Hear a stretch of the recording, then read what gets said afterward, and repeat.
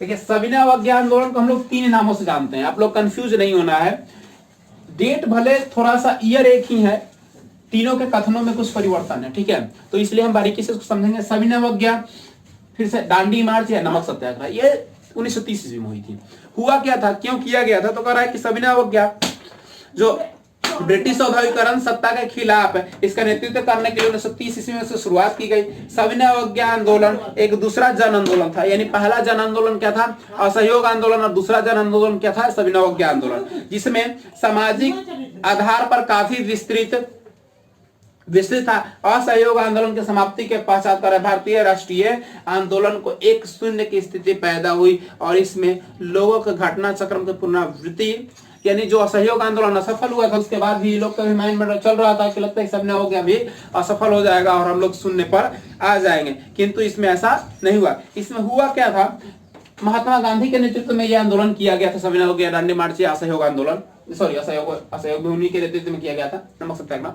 तो इसमें अंग्रेज के नियम के खिलाफ उसके विरुद्ध जाकर समुद्र के पानी से नमक तैयार करके उसको ये दिखाना था कि हम सभी कानून का उल्लंघन करते हैं, और हम इस पे जो नमक पे आप कर लेते हैं, टैक्स लेते हैं, वो टैक्स इसको हटाइए। तो इसलिए देखिए क्या किया गया था, गांधी ने सविनय अवज्ञा आंदोलन की शुरुआत दांडी मार्च से की, दांडी यात्रा से की। दांडी मार्च या दांडी यात्रा एक ही है, जो कि साबरमती से दांडी तक हुआ, अहमदाबाद से साबरमती तक चला था। 1930 ईस्वी में साबरमती आश्रम से 78 अनुयायी से, ध्यान दीजिएगा, आता है पूछता है क्वेश्चन, साबरमती से 1930 ईस्वी में 78 अनुयायियों के साथ दांडी पहुंचे, यानी साबरमती से चलकर दांडी पहुंचे। दांडी यानी समुद्र किनारे वाला तट को दांडी कहते हैं, दांडी जगह है, ठीक है।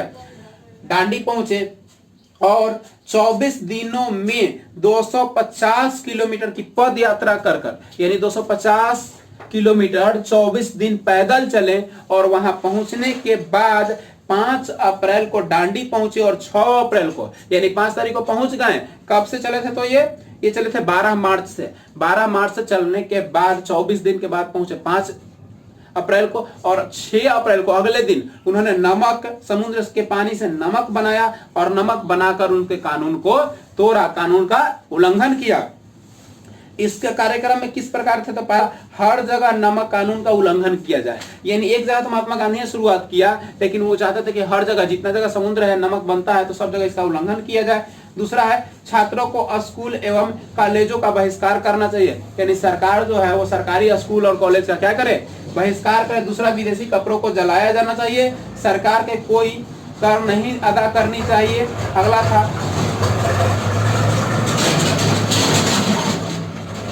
औरतों को शराब के दुकानों में आग लगाना चाहिए, वकीलों को वकालत छोड़ देना चाहिए, और सरकारी कर्मचारियों को भी काम छोड़ देना चाहिए, और हर घर में लोगों को चरखा काटना चाहिए, और सभी कार्यक्रमों को सत्य और अहिंसा से सर्वव्यापी करना चाहिए। ये महात्मा गांधी का 8 उद्देश्य था, और इसी उद्देश्यों पर जो सविनय अवज्ञा हो या दांडी मार्च हो या नमक सत्याग्रह आंदोलन किया गया। अब देखिए नमक सत्याग्रह का प्रसार कैसे हुआ, तो कह रहा है, एक बार जब गांधी जी दांडी पहुंचकर नमक कानून तोड़ दिए, और इसकी रस्म पूरी दुनिया, इस रस्म को पूरी सभी जगह लोगों ने, मतलब पूरे भारत में सभी जगह लोगों ने नमक कानून को तोड़ने का प्रस्ताव शुरू कर दिया, यानी शुरुआत गांधी जी ने किया, और ये पूरे भारत में फैल चुकी थी। अब कह रहा है कि तमिलनाडु के तंजौर में समुद्र तट पर श्री गोपालाचारी ने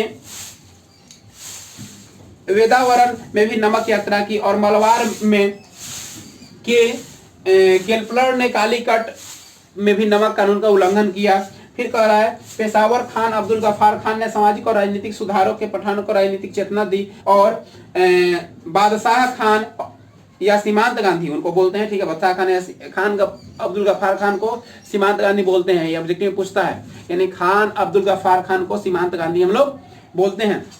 यानी उन्होंने खुदाई खिदमतगार नामक एक स्वयं से संगठन स्थापना की, और लाल कुर्ती नाम के भी एक संगठन की स्थापना की। खुदाई खिदमतगार को लाल कुर्ती नाम का संगठन कहते हैं। तो पूछता है, खुदाई खिदमतगार की स्थापना किसने की, तो ये खान अब्दुल गफ्फार खान, जिनको सीमांत गांधी भी हम लोग कहते हैं। सोलापुर में गांधी जी को गिरफ्तारी का विरोध प्रारंभ हुआ और आंदोलन भयंकर रूप धारण कर लिया। हड़ताल में हजारों मजदूर जो है मिल में काम करने की घोषणा को रोक दिए कि हम काम नहीं करेंगे। फिर कह रहा है कि नमक सत्याग्रह में सबसे तीव्र प्रक्रिया धारण करने वाली सरोजनी नायडू, इमाम साहब आदि के नेतृत्व में आंदोलन शुरू हुआ और इस दौरान व्यापक दमन का सहारा किया गया। यानी जब महात्मा गांधी जेल में चले गए तो सरोजनी नायडू और इमाम साहब ने इस आंदोलन को आगे बढ़ाया, जिसमें उनको काफी दमन किया गया, काफी लोगों को मारा गया और जेल में बंद कर दिया गया अंग्रेजों द्वारा।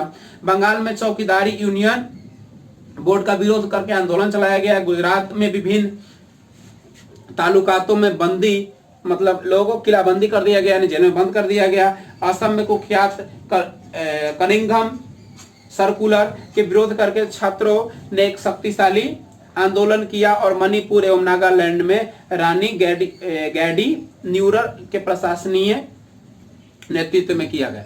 यानी ये महात्मा गांधी ने तो शुरुआत किया सिर्फ कहां से, अहमदाबाद से, साबरमती से, किंतु ये सभी जगह से नेताओं ने, जहां जहां समुद्र तट थी वहां वहां से लोगों ने क्या किया, इसका विरोध किया और इस पे अविश्वास करके आंदोलन शुरू किया। अब बिहार में छात्र आंदोलन देखते हैं। बिहार में छात्र आंदोलन क्या है, तो कह रहा है, सॉरी छात्र आंदोलन नहीं, बिहार में सिर्फ आंदोलन है। तो बिहार में सिर्फ आंदोलन नहीं, इसमें लिखा हुआ है बिहार में सिर्फ आंदोलन। तो बिहार में आंदोलन का मतलब क्या है, समुद्र के तट के किनारे वाले लोगों को एक टैक्स देना पड़ता था, जिसको चौकीदारी टैक्स कहा जाता था। यानी चौकीदारी टैक्स समुद्र के किनारे वाले राज्यों को देना पड़ता था, लेकिन बिहार में नहीं था समुद्र, इसलिए बिहार में भागलपुर, मुंगेर, बाढ़, मोकामा, बेगूसराय आदि में यह आंदोलन हुआ और सविनय अवज्ञा आंदोलन के दौरान छपरा में बहुत सारे कैदियों को जेल में भेज दिया गया और विदेशी वस्त्रों को पहनने से इनकार करने पर वह नंगी हड़ताल पे बैठ गए और विदेशी वस्त्रों को त्याग करके पटना जिले में स्त्रियों ने बढ़ चढ़कर भाग लिया। यानी लोगों ने एक तो चौकीदार कर का विरोध किया, क्योंकि भारत में समुद्र नहीं था, उस पर कर लिया जाता था। और दूसरा चीज है, लोगों ने असहयोग आंदोलन में जो वस्तुओं त्याग करने की बात कही गई थी, उन्होंने विदेशी कपड़ों का त्याग किया और नंगे जेल में बैठ गए अनशन पे। और इसमें बढ़ चढ़कर महिलाओं ने भाग लिया, उन लोगों ने भी इसका विरोध किया। उन लोगों ने भी कहा कि हम विदेशी वस्तुओं को त्याग करते हैं, हम अपने स्वनिर्मित वस्तुओं को ही पहनेंगे।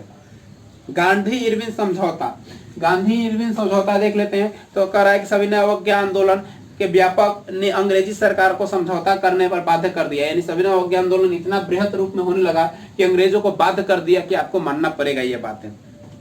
और सरकार ने गांधी के साथ समझौता किया और गांधी और जो उस समय अंग्रेज था भारत में, उसका नाम था इरविन। गांधी और इरविन के बीच में समझौता हुआ और यह 5 मार्च 1931 को समझौता संपन्न हुआ। यानी गांधी इरविन समझौता 5 मार्च 1931 को हुआ।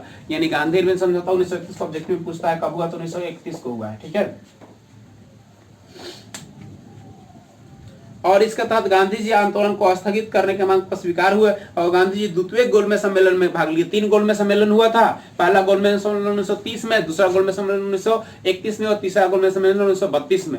ये तीनों सम्मेलन हुआ था भारत को स्वतंत्र दिलाने के लिए, लेकिन तीनों का तीनों असफल हो गया था। इसके बारे में विस्तृत चर्चा हम आगे करेंगे, लेकिन जान लीजिए कि दूसरा मात्र गोलमेज सम्मेलन है जिसमें कांग्रेस पार्टी भाग लिया था और महात्मा गांधी भाग लिए थे।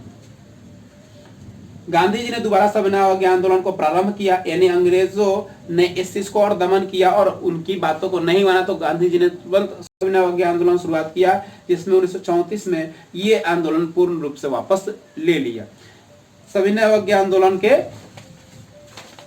परिणाम ये हम लोग अगले क्लास में पढ़ेंगे। अगला क्लास में आपका ये चैप्टर समाप्त हो जाएगा अगले क्लास में, यानी कल भी हम हिस्ट्री पढ़ लेंगे और ये 4 लेसन समाप्त कर देंगे। ठीक है।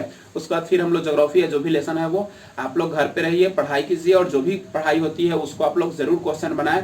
इसमें हम आपको अगले क्लास में यानी कल अंदर से बहुत सारा क्वेश्चन देंगे। अभी जितना क्वेश्चन बनता है आप उसको क्वेश्चन को पूरा कर लीजिए, बना लीजिए और जो भी लेसन समाप्त हुआ है उस लेसन का टोटल क्वेश्चन बनना चाहिए और फेयर भी होनी चाहिए। जो जो सब्जेक्ट जितना पढ़ाई हो जा रहा है उसका पूरा का पूरा नोट्स यानी फेयर होना चाहिए आप लोगों के सामने।